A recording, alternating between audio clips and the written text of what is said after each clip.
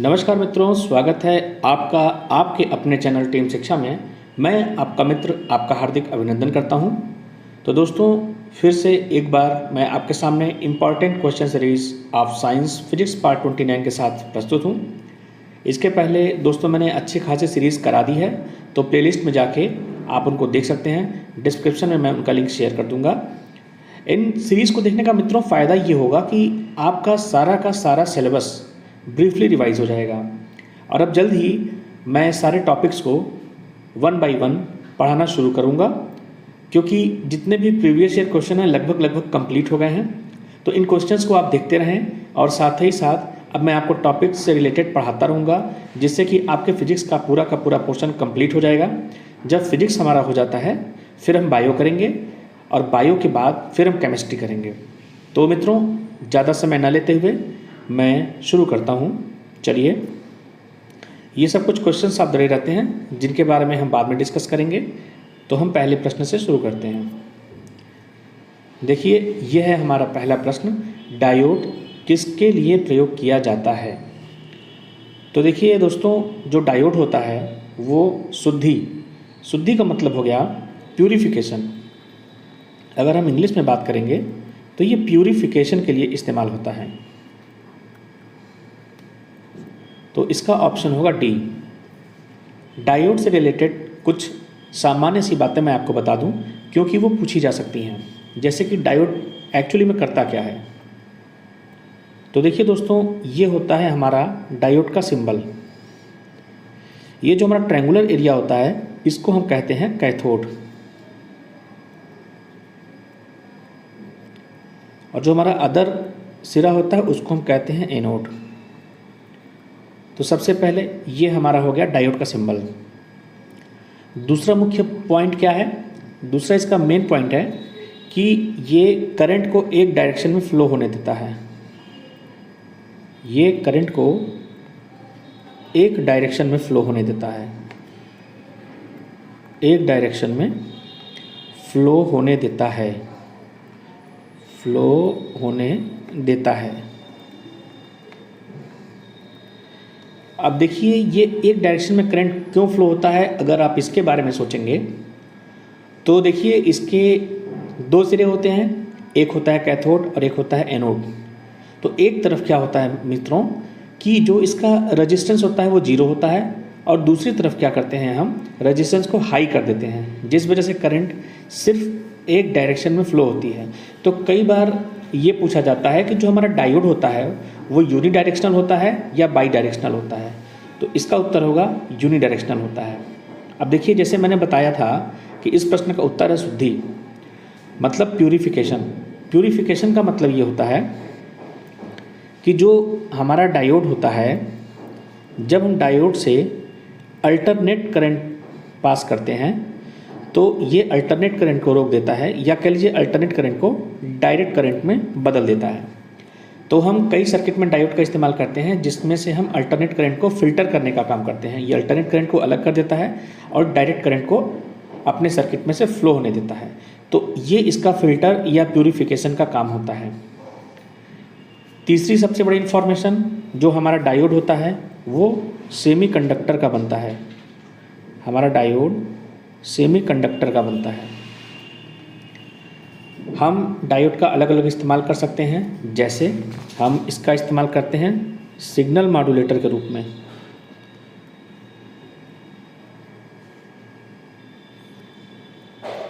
इसका इस्तेमाल हम सिग्नल मॉड्यूलेटर के रूप में करते हैं।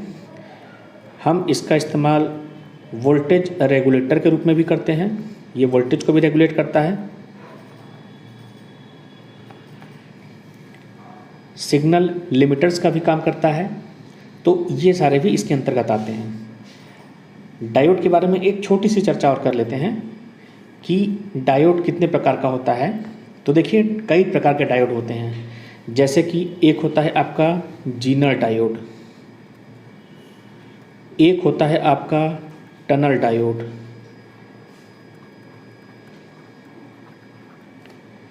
इसी तरीके से आपका पीएन जंक्शन डायोड होता है, इसी तरीके से आपका एनपी जंक्शन डायोड होता है।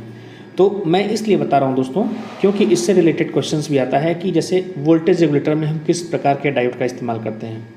तो अभी कुछ ऐसे प्रश्न हैं जिनकी परिचर्चा मैं आगे करूँगा। तो चलिए हम अगले प्रश्न पे चलते हैं। ये रहा हमारा अगला प्रश्न। निम्नलिखित में से किसने भूमिगत परमाणु विस्फोट की तकनीकी विकसित की थी? तो देखिए, आपने एक इंस्टीट्यूशन का नाम सुना होगा, बार्क, BARC। इसका मतलब होता है भाभा एटॉमिक रिसर्च सेंटर। तो इस प्रश्न का जो उत्तर होगा डॉक्टर हॉर्न जे भाभा। अब देखिए, विक्रम साराभाई के बारे में भी हम जान लेते हैं। इनको हम क्या कहते हैं? ये हैं father of space program, father of space program. जैसे हमारे यहाँ जो इसरो काम कर रहा है, तो आज इसरो हमारी इतनी अच्छी एजेंसी इसलिए डेवलप हुई है क्योंकि विक्रम साराभाई 1960s से ही भारत को स्पेस में ले जाने के लिए, स्पेस में तरह तरह के अनुसंधान करने के लिए प्रेरित करते रहे हैं। उन्होंने इसकी पृष्ठभूमि तैयार की, उन्होंने इसके लिए बेस तैयार किया, इसलिए इनको पद्म भूषण, पद्म विभूषण, पद्मश्री सारे अवार्ड से सम्मानित किया गया है। देखिए, तीसरे हमारे हैं डॉक्टर राजा रमन्ना। जो राजा रमन्ना जी हैं, ये भी मतलब विक्रम साराभाई की ही टीम में थे। ये सब लोगों की बड़ी अच्छी टीम थी। तो जो राजा रमन्ना है, इनको जाना जाता है मास डिस्ट्रक्शन वेपन बनाने के लिए। मतलब एक ऐसा वेपन जिससे कि एक बड़ी क्षति की जा सकती है, जैसे कि परमाणु बम की अगर हम बात कर लें। न्यूक्लियर टीम में ये थे। डॉक्टर PK अयंगर, इनके बारे में अगर हम बात कर लें तो ये जो हमारा न्यूक्लियर प्रोग्राम का डेवलपमेंट हो रहा था, उस टीम में थे, उसको लीड कर रहे थे। दोस्तों, मैं ये इन्फॉर्मेशन इसलिए बता रहा हूँ क्योंकि ये सारे के सारे भारतीय साइंटिस्ट हैं, और दूसरी बात यह है कि इन्होंने हमारे देश के लिए बहुत कुछ किया है। इनसे संबंधित प्रश्न भी पूछे जा सकते हैं। तो ठीक है दोस्तों, अगले प्रश्न पे चलते हैं। निम्नलिखित में से किस प्रकार का कोयला प्रति यूनिट सबसे अधिक गर्मी पैदा करता है? तो देखिए दोस्तों, पहले तो आप कोयले का प्रकार देख लीजिए। ये 4 प्रकार का होता है। सबसे अच्छा जो होता है वो होता है एंथ्रेसाइट। दूसरे नंबर पे हमारा जो आता है वो होता है बिटुमिनस।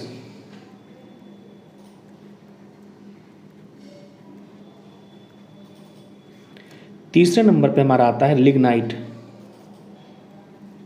और चौथे नंबर पे हमारा आता है पीट। तो जो सबसे अच्छे कैटेगरी का कोयला होता है वो होता है एंथ्रेसाइट। इसमें कार्बन परसेंटेज 86 से 92% के करीब होता है। बिटुमिनस की अगर हम बात कर लें तो 76 से 86% होता है। लिग्नाइट की बात कर लें तो 65 से 70% होता है, और पीट की बात कर लें तो 45 से 60% होता है। तो देखिए, जिसमें कार्बन परसेंटेज ज़्यादा होगा वो सबसे ज़्यादा ऊष्मा प्रदान करेगा, इसलिए इसका उत्तर हो जाएगा एंथ्रेसाइट। एक छोटे से इन्फॉर्मेशन मैं आपको बता दूं कि हमारे भारत में सर्वाधिक पाया जाने वाला जो कोयला है वो बिटुमिनस प्रकार का होता है। ये जियोग्राफी से रिलेटेड क्वेश्चन है, ये जियोग्राफी में पूछा जाता है। हमारे यहाँ कुछ क्षेत्रों में लिग्नाइट कोयला भी पाया जाता है, जैसे कि हम तमिलनाडु की बात कर लें या हम कर्नाटक की बात कर लें, तो वहाँ पे लिग्नाइट कैटेगरी का भी कोयला पाया जाता है। तो चलिए मित्रों, अब हम अगले प्रश्न पे चलते हैं। आवृत्ति मॉड्यूलेशन में क्या पाया जाता है? देखिए, जैसा कि नाम से स्पष्ट है, आवृत्ति मॉड्यूलेशन मतलब कि हम आवृत्ति को मॉडिफाई कर रहे हैं, तो इसमें हम निश्चित आवृत्ति का प्रयोग करते हैं। देखिए, होता क्या है, जैसे मान लीजिए कि हमारा ये एक कैरियर सिग्नल है, ठीक है। उसके बाद एक हमारा होता है तात्कालिक सिग्नल, जो इस तरीके से है। और अगर मान लीजिए कि हमको आउटपुट पे अपने हिसाब से अगर सिग्नल चाहिए होता है कुछ इस तरीके का, तो इसको हम ओवरलैपिंग कराते हैं फ्रीक्वेंसी मॉड्यूलेशन के जरिए। और आउटपुट पे जैसे मान लीजिए कि यहाँ पर जो हमारा कैरियर सिग्नल था वो 50 हर्ट्ज़ का था, जो हमारा इंस्टेंटेनियस सिग्नल था वो 60 हर्ट्ज़ का था, और हमको मान लीजिए 40 हर्ट्ज का चाहिए होता है, तो 40 हर्ट्ज का सिग्नल हमको आउटपुट में मिल जाता है। और ये फ्रीक्वेंसी मॉड्यूलेशन मतलब आवृत्ति मॉड्यूलेशन के द्वारा किया जाता है। तो चलिए हम अगले प्रश्न पर चलते हैं। जब कार की गति 2 गुनी हो जाएगी तो कार को उसी दूरी पर रोकने के लिए ब्रेकिंग बल कितना होगा। तो चलिए पहले इस क्वेश्चन को सॉल्व करते हैं और उसके बाद आके हम देखते हैं कि हमारा ब्रेकिंग फोर्स कितना होता है। तो देखिए दोस्तों, इसमें ये बता रहा है कि अगर कोई कार किसी भी वेलोसिटी से जा रही है और अगर उसकी वेलोसिटी को हम 2 गुना कर दें तो ब्रेकिंग फोर्स कितना होगा उसको सेम डिस्टेंस पे रोकने के लिए। तो देखिए, जब कार रुकेगी तो जो हमारी अंतिम स्पीड होगी वो 0 हो जाएगी, मतलब हमारा जो v है वो 0 हो जाएगा। प्रारंभिक वेग हमारा कितना दिया है, प्रारंभिक वेग हमारा u मान लेते हैं। तो लॉ ऑफ मोशन में एक इक्वेशन होता है v² = u² + 2as। देखिए दोस्तों, अब जब कार रुकेगी तो वहाँ पर क्या होगा कि हमारा एक्सेलरेशन घटेगा, त्वरण हमारा कम होगा, तो यहाँ पर मंदन लगेगा। इसलिए यहाँ पे जो हमारा फॉर्मूला होगा वहाँ पर a की वैल्यू -a रखेंगे, तो ये हो जाएगा u² - 2as। अब जो डेटा हमारे पास है उससे पहले हम एक एक्सेलरेशन निकालते हैं कि कितना होता है। तो देखिए, यहाँ पर हम v की वैल्यू 0 रख देते हैं, ये हमारा हो जाएगा u² - 2as। तो अब देखिए, यहाँ से अगर हम एक्सेलरेशन निकालेंगे मतलब कि त्वरण, तो a आ जाएगा u² / 2s। ये हमारा इक्वेशन 1 हो गया।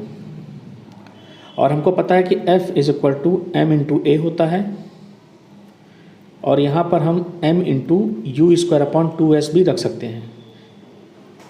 अब चलिए हम सेकंड केस लेते हैं, जब कार की वेलोसिटी 2 गुनी हो जाती है।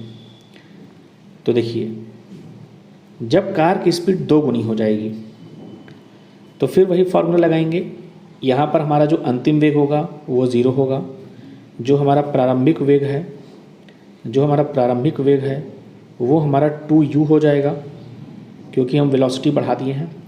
तो फिर से एक बार v² = u² - 2as। अब u की जगह पे हम 2u रखेंगे, v की जगह पे 0 रखेंगे, यहाँ पे हम 2u का स्क्वायर करेंगे -2as। अब फिर से यहाँ पे हम त्वरण निकालेंगे कि हमारा त्वरण कितना हो रहा है। तो देखिए, यहाँ पे हमारा जो त्वरण आएगा वो आएगा 4u² / 2s, मतलब 2u² / s। तो ये हमारा त्वरण आ गया। अब हम ब्रेकिंग फोर्स जो हमारा होना चाहिए वो होना चाहिए F = m × a, और a की जो वैल्यू हमारी आ रही है 2u² / s। अब ये बन गया हमारा इक्वेशन 2, ये बन गया हमारा इक्वेशन 2। तो चलिए एक बार हम आपको इक्वेशन 1 दिखाते हैं और फिर इक्वेशन 2 दिखाते हैं और दोनों को कंपेयर करते हैं। तो दोस्तों, ये रहा हमारा इक्वेशन 1, ये हमने निकाला था इक्वेशन 1, u² / 2s आया था, ये a की वैल्यू। ठीक है, तो आइए इसको भी वहीं लिख देते हैं।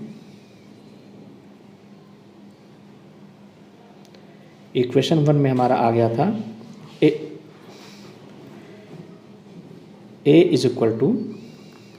u² / 2s। अगर अब हम इक्वेशन 1 और 2 को कंपेयर करेंगे तो देखिए हमारा क्या आएगा।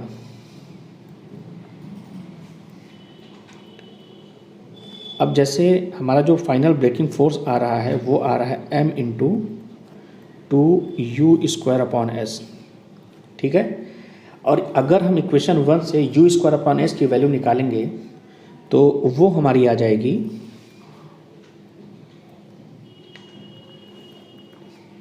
m × 2 × 2a, मतलब 4 टाइम्स ऑफ ma। तो जो हमारा F' मतलब हमारा जो ब्रेकिंग फोर्स फाइनली जो आ गया है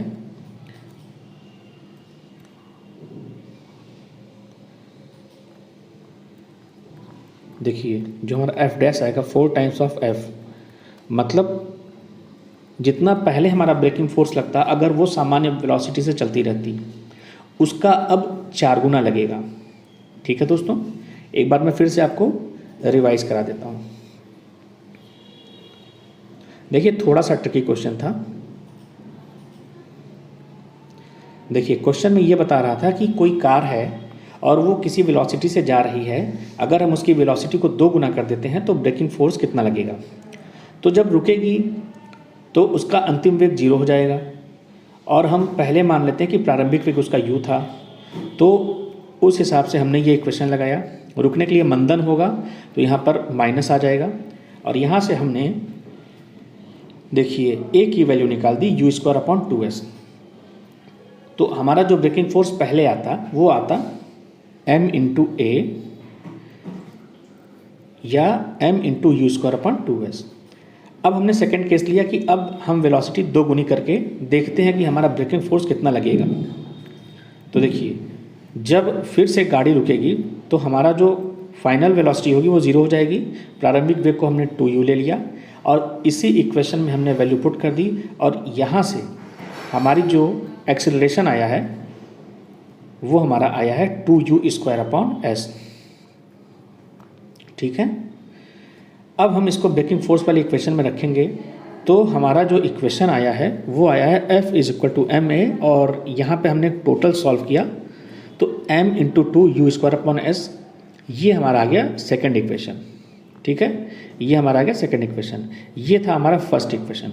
अब इस इक्वेशन से u²/s की जो हम वैल्यू निकालेंगे a के फॉर्म में, उसी को हम फोर्स वाले इक्वेशन में रख देंगे। तो हमने यही किया, u²/2s की जगह पे 2a आ जाएगा। ठीक है, तो यहाँ पर 2a आ गया, और हमारा जो फाइनल फोर्स निकला है वो 4m में आ रहा है, मतलब अब हमको 4 गुना ब्रेकिंग फोर्स की ज़रूरत होगी। तो चलिए अब हम प्रश्न पे चलते हैं और ये देखते हैं कि किस में 4 गुना दिया है, वही ऑप्शन हमारा उत्तर होगा। तो देखिए इस प्रश्न का उत्तर होगा 4 गुना, ऑप्शन ए। चलिए अगले प्रश्न पे चलते हैं। निम्नलिखित में से किसका आयाम आवेग के समान है। एक तरीके से यहाँ पे डायमेंशन फार्मूले की बात हो रही है। देखिए जो हमारा इम्पल्स होता है आवेग, वो होता है F × t, और जो हमारा F मतलब फोर्स होता है उसका डायमेंशन फार्मूला होता है mL/t/-2, और हमारा जो टाइम होता है उसका डायमेंशन फार्मूला हमारा होता है t। तो जब इसको आप सॉल्व करेंगे तो ये आएगा mL/t/-1। देखिए आयतन का आपको पता है L³ होता है, संवेग का m × v होता है, मतलब द्रव्यमान का होता है कैपिटल M, और v का होता है L/t/-1। तो इसका उत्तर हो जाएगा संवेग। देखिए दोस्तों बल आघूर्ण और संवेग इन सब के बारे में मैंने यूनिट एंड मेजरमेंट चैप्टर में डिस्कस किया है, तो उसकी लिंक डिस्क्रिप्शन में मैं शेयर कर दूंगा। आप लोग जाएं और इस यूनिट को पढ़ें। जितने भी इम्पॉर्टेंट फार्मूलेज होते हैं उन सब का डायमेंशन फार्मूला मैंने इसमें बताया है। तो चलिए अगले प्रश्न पे चलते हैं। एक नाव डूबेगी जब वह अपने खाली स्थान बराबर पानी को विस्थापित करेगी। तो देखिए जब अपने वजन के बराबर पानी को विस्थापित कर देगी तो वो डूब जाएगी।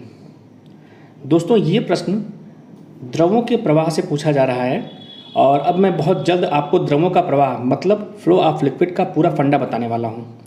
तो कुछ दिनों में मैं आपको टॉपिक्स पढ़ाना शुरू करने वाला हूँ रेगुलर बेसिस पे, तो उसमें मैं इसके बारे में अच्छे से डिस्कस करूँगा। चलिए अगले प्रश्न पे चलते हैं। देखिए ये प्रश्न दिया है कि 5 मिलीमीटर आयाम और 10 हर्ट्ज आवृत्ति की 2 तरंगें 20 मिलीमीटर प्रति सेकंड की गति के साथ विपरीत दिशा में यात्रा करती हैं, तो निकटवर्ती नोड के बीच कितनी दूरी होगी मिलीमीटर में बताएं। तो चलिए पहले मैं इस प्रश्न को सॉल्व करता हूं और फिर हम आके ऑप्शंस को चेक करते हैं। तो देखिए दोस्तों जो हमारा इसमें डेटा दिया है पहले हम उसको लिख लेते हैं। जैसे हमारा आयाम दिया था, हमारा आयाम दिया है इसमें 5 मिलीमीटर। हमारी जो फ्रीक्वेंसी मतलब आवृत्ति दी हुई है वो दी हुई है 10 हर्ट्ज, और जो हमारी गति दी हुई है वो दी हुई है 10 मिलीमीटर पर सेकेंड, 10 मिलीमीटर पर सेकेंड। तो देखिए हमसे पूछा है कि दो एडजेसेंट नोड के बीच में कितनी दूरी होगी। तो देखिए थोड़ा सा कंसेप्चुअल क्वेश्चन है। जब आप तरंगों के बारे में पढ़ेंगे तो उसमें बताया जाएगा कि जो हमारे दो एडजेसेंट नोड होते हैं उनके बीच की डिस्टेंस को हम तरंग दैर्घ्य कहते हैं और तरंग दैर्घ्य को हम लैम्डा से प्रदर्शित करते हैं। तो कुल मिला जुला के हमको लैम्डा निकालना है। तो चलिए देखिए, एक फॉर्मूला होता है लैम्डा बराबर lambda into n is equal to v. देखिए वी आपका क्या है, ये है आपका वेग। लैम्डा क्या है, तरंग दैर्घ्य जो हमें निकालनी है,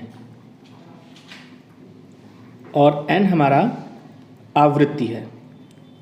तो ये हमारी फॉर्मूला होता है v बराबर एन लैम्डा। देखिए इसमें जो हमारा एम्पलीट्यूड मतलब आयाम दिया है, आयाम का इसमें कोई काम नहीं है, वो सिर्फ आपको कंफ्यूज करने के लिए दिया है। तो चलिए अब हम सॉल्व कर लेते हैं। लैम्डा इंटू जो हमारी आवृत्ति है वो 10 दिया है और जो हमारी स्पीड है वो 20 दिया है। तो आप इसको सॉल्व कर लीजिए। तो लैम्डा इज इक्वल टू आ जाएगा 2 मिलीमीटर। तो देखिए क्वेश्चन बहुत आसान सा था, सिर्फ आपको ये समझना था कि जो दो एडजेसेंट नोड हैं उनके बीच की दूरी को हम तरंग दैर्घ्य कहते हैं। तो एक बार फिर से आप देख लीजिए हमने क्या, देखिए ये हमारा गिवन डेटा था जिसमें हमारा आयाम दिया हुआ है, आवृत्ति दी हुई है और गति दी हुई है, और हमको निकालना क्या था, हमको निकालना है तरंग दैर्घ्य लैम्डा। तो इसको आप इजीली सॉल्व कर सकते हैं, 2 मिलीमीटर इसका आंसर आएगा। अब चलिए हम क्वेश्चन पे चलते हैं और देखते हैं कि कौन सा ऑप्शन हमारा सही है। तो ऑप्शन बी 2 ये हमारा आंसर है। तो चलिए अब अगले प्रश्न पे चलते हैं। पहाड़ों पर बर्फ एक बार में नहीं पिघलती है जब इसे सूर्य के द्वारा गर्म किया जाता है, क्योंकि पहला दे रहा है यह बहुत कठोर हो जाता है। रेलेवेंट डेटा ये नहीं है। देखिए ऑप्शन बी दे रहा है सूर्य से आने वाली अधिकांश ऊष्मा को परावर्तित कर देता है, और यही हमारा आंसर है। देखिए इस तरीके से पहाड़ होते हैं और जिन पे जब बर्फ़ जम जाती है तो ये वाली जो सतह है एकदम पॉलिश की हुई लगती है। तो जब इस पर सूर्य से किरणें गिरती हैं तो वो परावर्तित हो जाती हैं। तो अधिकांश भाग परावर्तित हो जाता है, इसलिए बर्फ़ जल्दी जल्दी नहीं पिघलती है। तो यही कारण है कि ऊष्मा तो सूर्य से उसको मिल रही है, लेकिन वो सारी की सारी ऊष्मा को, सारी मतलब अधिकांश ऊष्मा को परावर्तित कर दे रहा है, इसीलिए धीरे धीरे वो जो हमारी आइस है पिघलती है। देखिए इसमें एक प्रश्न और उठता है कि जो हमारी बर्फ़ है वो बॉटम में तेज़ी से पिघलती है, जबकि जो हमारा अपर पोर्शन होता है वहाँ पे तेज़ी से नहीं पिघलती, ऐसा क्यों? देखिए बॉटम में क्या होता है कि आपका प्रेशर ज़्यादा होता है। जब प्रेशर ज़्यादा होगा तब आपका टेम्परेचर ज़्यादा होगा, क्योंकि आपने गैस इक्वेशन पढ़ाया था PV बराबर nRT। तो जो हमारा प्रेशर होता है वो टेम्परेचर के प्रोपोर्शनल होता है। तो जब प्रेशर बढ़ेगा तो टेम्परेचर भी बढ़ेगा। तो यही कारण है कि बॉटम में बर्फ़ पहले पिघलती है और अपर पोर्शन में बर्फ़ धीरे धीरे पिघलती है। चलिए हम अगले प्रश्न पर चलते हैं। होलोग्राफी एक तकनीकी है। देखिए आजकल आप लोग मूवीज़ में ज़्यादातर देख रहे होंगे तो आपको आसानी से समझ में आ जाएगा। अगर किसी ने किक मूवी देखी है, उसमें एक सीन रहता है कि सलमान खान अपने घर में नहीं रहता है, लेकिन सलमान खान के घर में एक सलमान खान की चलती हुई इमेज दिखाई देती है, जस्ट लाइक वो होलोग्राफी इमेज रहती है। इसमें हम क्या करते हैं कि एक 3D फिगर बना देते हैं जो कि हमको ऐसा लगता है कि ओरिजिनल सा है, और अगर उसमें हम रिकॉर्डिंग वगैरह सेट कर दें तो उसमें से आवाज़ भी आती है, तो ऐसा लगता है कि वो व्यक्ति बोल रहा है। तो देखिए इसका जो उत्तर हो जाएगा वो ये हो जाएगा डी। किसी दिए गए एकल रंग मतलब सिंगल कलर या एक के अस्थाई तीन आयामी मतलब हो गया 3D फोटोग्राफी को रिकॉर्ड करना, यही हमारी होलोग्राफी टेक्निक कहलाती है। चलिए अगले प्रश्न पर चलते हैं। निम्नलिखित में से कौन सी मूल मात्रा है? देखिए मूल मात्रा या मूल मात्रक जिनको हम फंडामेंटल यूनिट्स कहते हैं वो ऐसे होते हैं जो बेसिक होते हैं, और जो हमारे डेराइव्ड यूनिट होते हैं वो फंडामेंटल यूनिट से डेराइव किए जाते हैं। तो देखिए इसमें जो हमारा ऑप्शन भी है समय, ये हमारा फंडामेंटल यूनिट है। अब आप देखिए जो आयतन होता है उसको हम लंबाई से डेराइव करते हैं, क्योंकि आयतन बराबर होता है लंबाई इंटू चौड़ाई इंटू ऊंचाई। तो एक तरीके से इसको हम डेराइव कर रहे हैं। अगर हम वेग की बात कर लें तो ये क्या होता है, जो हमारी वेलोसिटी होती है वो होती है दूरी बटे समय, ठीक है, इसको भी डिराइव कर रहे हैं। और जो हमारा बल होता है वो होता है m इंटू ए, तो इसको भी हम डिराइव कर रहे हैं। लेकिन जो हमारा समय होता है वो प्योर क्वांटिटी है, उसको किसी से डिराइव नहीं कर सकते, तो वो हमारा मूल मात्रक होता है। आइए अगले प्रश्न पे चलते हैं। यदि एक केस नली का व्यास 2 गुना कर दिया जाए तो उसमें पानी कितनी ऊंचाई तक चढ़ेगा। देखिए, जो केस नली का जो हाइट होता है वो रेडियस के इन्वर्सली प्रोपोर्शनल होता है, ठीक। अब आपने कहा कि जो इसका व्यास था d उसको हम 2 गुना कर दें, मतलब 2d कर दें, तो जो इसकी रेडियस होगी वो भी 2r हो जाएगी, 2 गुनी हो जाएगी। तो अब यहाँ पर हम निकालेंगे h is proportional to 1/2r हो जाएगा, ठीक है। इसका मतलब क्या हो रहा है कि जो हमारी ऊंचाई है वो आधी हो जाएगी, तो इसका आंसर हो जाएगा बी, आधा हो जाएगा। तो चलिए हम अगले प्रश्न पर चलते हैं। लोहे की सुई पानी की सतह पर तैरती है क्योंकि जब इसे धीरे से रखा जाता है, और देखिए नीचे कई ऑप्शन दिया हुआ है। पहली चीज़ देखिए, इसमें जो ऑप्शन भी है उसको आप ध्यान दीजिएगा कि सुई का घनत्व पानी की तुलना में कम है, तो गलत बात है। सुई का घनत्व पानी के घनत्व से अधिक होता है, क्योंकि जो सुई होती है वो सॉलिड होती है और सॉलिड की डेंसिटी सबसे अधिक होती है। ऑप्शन सी देखिए, सतही तनाव के कारण, तो बस यही हमारा उत्तर है। जो सरफेस टेंशन होता है, जैसे हमारे जो पानी के अणु होते हैं, तो पानी के अणु आपस में ससंजक बल के द्वारा बाइंड होते हैं, और जो आप देख रहे होंगे जो सेंटर में हमारा जो अणु होता है उस पर ज़्यादा प्रेशर नहीं पड़ता है, लेकिन जो ये किनारों पर अणु होते हैं उनमें प्रेशर पड़ता है और इनकी सरफेस गोल होने लगती है, और सरफेस में एक प्रकार का टेंशन, तनाव उत्पन्न होता है जिसको हम तनाव बल या सरफेस टेंशन कहते हैं, जिसकी वजह से सरफेस थोड़ी सी हार्ड हो जाती है। इसीलिए उस सरफेस पर अगर हम सुई को धीरे से रखेंगे तो वो अवश्य तैरेगी। चलिए अगले प्रश्न पे चलते हैं। एक ऐसा बर्फ का टुकड़ा जिसके अंदर एक लीड का टुकड़ा है, जब उसको पानी में डुबाया जाता है तो डूबने के बाद जब बर्फ़ पिघलती है तो जल का स्तर क्या होगा। देखिए, ये बहुत ही कंसेप्चुअल क्वेश्चन है, इसको मैं सॉल्व करके दिखाता हूँ, तब आप लोगों का कंसेप्ट क्लियर होगा। तो चलिए इसको हम सॉल्व करते हैं। तो देखिए दोस्तों, इसमें ये कह रहा है कि एक बर्फ़ का टुकड़ा है जिसके अंदर लीड का टुकड़ा है, जब हम उसको पानी में डुबाते हैं और थोड़ी देर के बाद जब बर्फ़ पिघल जाता है तो पानी का स्तर बढ़ेगा या गिरेगा। तो सबसे पहले मैं एक डायग्राम बनाता हूँ। मान लीजिए कि ये एक बर्तन है जिसमें पानी भरा हुआ था, और यहाँ पर एक बर्फ़ का टुकड़ा है जिसके अंदर एक लीड का टुकड़ा छोटा सा है, ठीक है। तो ये हमारे क्वेश्चन में कह रहा है। अब देखिए, आपको एक फार्मूला पता होगा कि जो घनत्व होता है वो होता है m/v, ये फार्मूला होता है, या आप कह सकते हैं m = होता है v × d, ठीक है। अब हम प्रश्न को सॉल्व करते हैं। देखिए, ये भी जो प्रीवियस ईयर क्वेश्चन आया है ये फ्लो ऑफ लिक्विड से ही है। चलिए मैं आपको समझाता हूँ।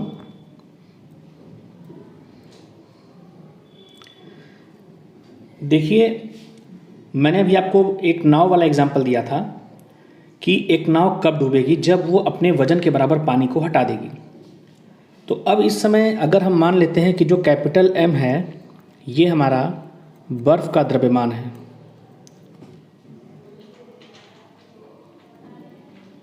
स्मॉल m हम मान लेते हैं लीड का द्रव्यमान है, लीड या शीशे का टुकड़ा, लीड का द्रव्यमान। और अगर हम यहाँ पे बात करें D कैपिटल M, तो ये है जल का घनत्व।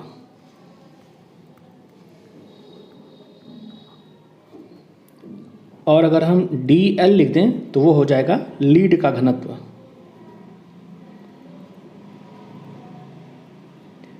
तो अब चलिए हम पहले केस की बात करते हैं।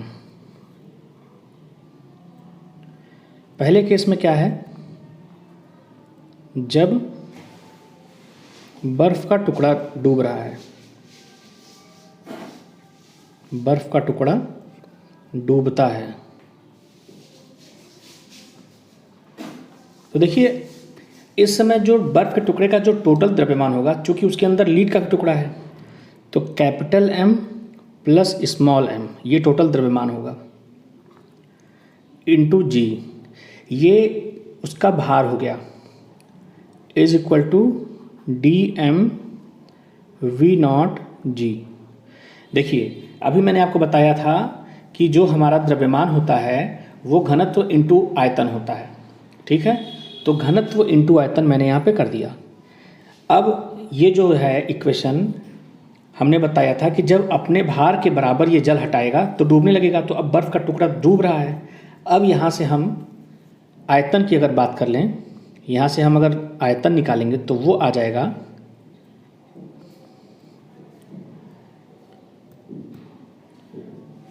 कैपिटल M, देखिए जी से जी कट जाएगा, capital M upon DM plus small m upon DM।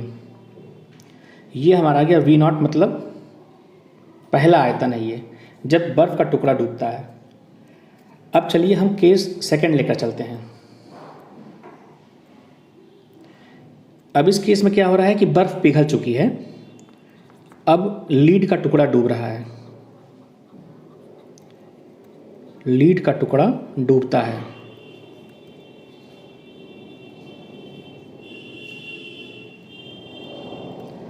तो देखिए जब लीड का टुकड़ा डूबेगा उस केस में क्या हो जाएगा, आपका जो हम निकाले थे इक्वेशन वॉल्यूम की सेम हो जाएगी, m upon dm plus m upon dl।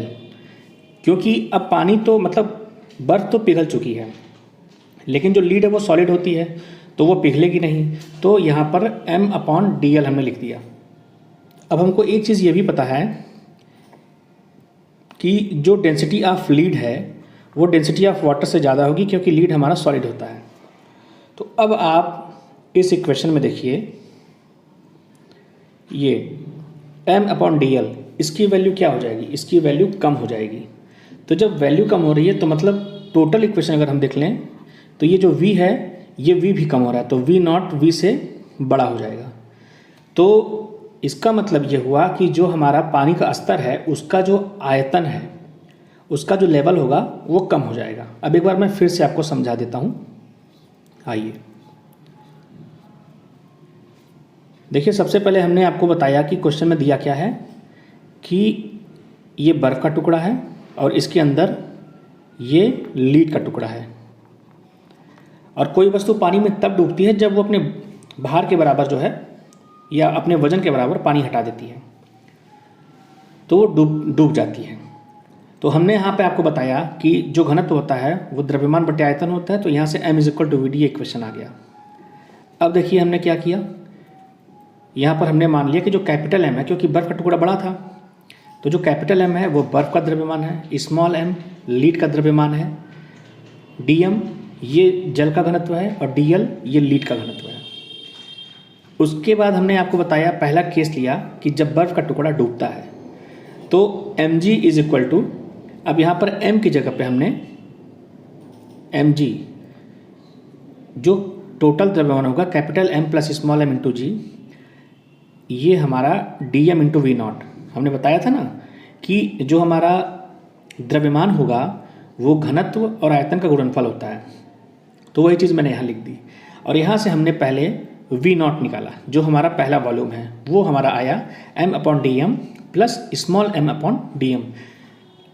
हमने यहाँ पे डी एम इसलिए लिया है कि अभी तक लीड नहीं डूब रहा था, अभी तक बर्फ़ डूब रहा था। अब देखिए जब बर्फ़ पिघल चुकी है तो अब लीड डूबना शुरू करेगा, तो हमने सेकंड केस लिया कि अब लीड का टुकड़ा डूबता है। तो जब लीड का टुकड़ा डूबेगा तो इक्वेशन सेम रहेगी, यहाँ पर capital M upon d m तो होगा ही, लेकिन यहाँ पर क्या है कि अब जो है लीड की डेंसिटी आ जाएगी। तो जब लीड की डेंसिटी आ जाएगी तो लीड की जो डेंसिटी होती है, लीड सॉलिड होता है, तो इसकी जो डेंसिटी होती है वो वाटर की डेंसिटी से ज़्यादा होगी। तो जब ये वैल्यू कम हो रही है तो फिर ये भी टोटल वैल्यू कम होगी, तो हमारा जो V नॉट है वो V से बड़ा होगा। तो कहने का मतलब है कि जो हमारा फाइनली आयतन आ रहा है उसका जो स्तर होगा पहले के आयतन के स्तर से कम होगा। अब चलिए हम प्रश्न पर चलते हैं और देखते हैं कि हमारा कौन सा ऑप्शन सही है। तो देखिए जो इसका ऑप्शन बी है वही इसका उत्तर होगा। देखिए दोस्तों, अगर मैं डायरेक्टली आपको बता देता कि जल का स्तर घटेगा तो आपको समझने में प्रॉब्लम होती, तो मैंने आपको कंसेप्चुअली बता दिया है, अब आपसे गलती नहीं होनी चाहिए। अगले प्रश्न पे चलते हैं। निर्वात में ऊष्मा विकिरण का वेग कितना होता है? देखिए, जब निर्वात की हम बात करते हैं तो जो ऊष्मा विकिरण होती है ये होती है हमारी विद्युत चुंबकीय तरंग, विद्युत चुंबकीय तरंग। और प्रकाश क्या होती है? वो भी विद्युत चुंबकीय तरंग होती है। तो निर्वात में ऊष्मा का जो विकिरण होगा उसका वेग होता है प्रकाश के वेग के बराबर। चलिए हम अगले प्रश्न पर चलते हैं। गियर व्हील बनाने के लिए आमतौर पर इस्तेमाल की जाने वाली प्लास्टिक सामग्री कौन सी है? हम नायलॉन का प्रयोग करते हैं। देखिए, ये रटने वाला क्वेश्चन है दोस्तों, तो इसको आप रट लीजिए, इसमें ऐसे समझने वाली कोई चीज़ नहीं है। चलिए हम अगले प्रश्न पर चलते हैं। निम्न में से किसका उपयोग ओवन में किया जाता है? देखिए, ओवन में हम माइक्रोवेव तरंगों का इस्तेमाल करते हैं। ये क्या करती है तरंगें? सबसे पहले तो ये शॉर्ट रेंज तरंगें होती हैं, ये होती हैं शॉर्ट रेंज वेव्स, और इनके अंदर इतनी एनर्जी होती है कि ये पार्टिकल्स को वाइब्रेट करने लगती हैं। तो जब आप माइक्रोवेव ओवन के अंदर कोई खाने का सामान रखते हैं, तो जैसे मान लीजिए कि आप बर्गर रखते हैं या मतलब कि ब्रेड रखते हैं या कोई भी चीज़ रखते हैं, तो धीरे धीरे उसके पार्टिकल्स को वो वाइब्रेट करना शुरू करती है, और जब उसके पार्टिकल्स वाइब्रेट होने लगते हैं तो उनके अंदर एनर्जी आने लगती है। तो वो पार्टिकल्स जब एनर्जाइज हो जाते हैं तो वो खाने की जो चीज़ होती है, जो खाने की वस्तु होती है, अच्छे तरीके से गर्म हो जाती है। तो ये माइक्रोवेव ओवन का सिद्धांत होता है। आइए अगले प्रश्न पर चलते हैं। जब पानी को 0 डिग्री सेंटीग्रेड से 10 डिग्री सेंटीग्रेड तक गर्म करते हैं तो पानी के द्रव्यमान का आयतन क्या होता है? देखिए दोस्तों, मैं एक ग्राफ बना देता हूँ इस तरीके का। ये हमारा है वाई एक्सिस पे वॉल्यूम और एक्स एक्सिस पे टेम्परेचर। तो ग्राफ कुछ इस तरीके से आता है, 0 डिग्री से शुरू होता है, ये 4 डिग्री पे आता है, फिर इसके बाद बढ़ना शुरू होता है। तो जल हमारा एक ऐसा द्रव है जिसकी खास बात यह है कि 0 डिग्री से लेकर 4 डिग्री तक इसका जो घनत्व है वो बढ़ता है। इसका जो घनत्व D है वो बढ़ता है। D बढ़ने का मतलब हो गया कि इसका जो वॉल्यूम होगा वो घटेगा, और 4 डिग्री सेंटीग्रेड पर इसका जो वॉल्यूम होता है वो मिनिमम होता है, और उसके बाद इसका घनत्व 4 डिग्री सेंटीग्रेड के बाद घटना शुरू होता है और वॉल्यूम बढ़ना शुरू होता है। तो इसका जो उत्तर होगा, पहले इसका आयतन घटेगा और फिर बढ़ेगा। तो हमारा जो ऑप्शन डी है वो सही उत्तर होगा। तो चलिए हम अगले प्रश्न पर चलते हैं। कूलिस ट्यूब का उपयोग उत्पादन करने के लिए किया जाता है। कूलिस ट्यूब का उपयोग हम किसके लिए इस्तेमाल करते हैं? हम एक्सरे प्रोड्यूस करने के लिए कूलिस ट्यूब का इस्तेमाल करते हैं। ये प्रश्न पूछा गया है, इसलिए आप इसको ध्यान रखिएगा। ये कुछ ऐसे क्वेश्चंस होते हैं जिनको रटना पड़ता है, क्योंकि दोस्तों जैसे कूलिस ट्यूब के सिद्धांत के बारे में अगर बात करना होता या इसका वर्किंग प्रिंसिपल क्या है या इसका एप्लीकेशंस क्या है तो वो समझने वाली चीज़ होती है। लेकिन कूलिस ट्यूब का यूज़ हम करते क्यों हैं किस चीज़ के उत्पादन में? तो एक्सरे के उत्पादन में करते हैं। चलिए दोस्तों अगले प्रश्न पर चलते हैं। तो देखिए दोस्तों, इसमें कह रहा है कि निम्नलिखित में से किसका उपयोग विनियमित विद्युत आपूर्ति के लिए किया जाता है? तो हम जेनर डायोड का इस्तेमाल करते हैं। देखिए, जो टनल डायोड होता है, अगर हमको तेज़ी से स्विचिंग करनी है, तेज़ी से स्विच करना है, स्विच का मतलब है कि अगर हमको करंट का डायरेक्शन जल्दी जल्दी बदलना है इन अ नैनो सेकेंड, तब हम टनल डायोड का इस्तेमाल करते हैं। तो दोस्तों ये थी हमारी आज की श्रृंखला, और उम्मीद करते हैं कि आपको हमारी आज की श्रृंखला भी पसंद आई होगी। और इसी तरीके से बेहतरीन श्रृंखलाओं के साथ साथ अब मैं टॉपिक वाइज फिजिक्स पढ़ाना शुरू करने वाला हूँ, और रेगुलर बेसिस पे मेरा लेक्चर आता रहेगा। तो सबसे पहले हम फिजिक्स को कंप्लीट करेंगे, देन हम बायोलॉजी को स्टार्ट करेंगे। जैसे फिजिक्स का चल रहा था वैसे ही बायोलॉजी में हमारी क्वेश्चन सीरीज़ भी आएगी और बायोलॉजी के टॉपिक्स भी आते रहेंगे। तो ठीक है दोस्तों, अगर आपको हमारा वीडियो पसंद आया है तो इसको लाइक करें, शेयर करें और सब्सक्राइब करें। Thanks for watching.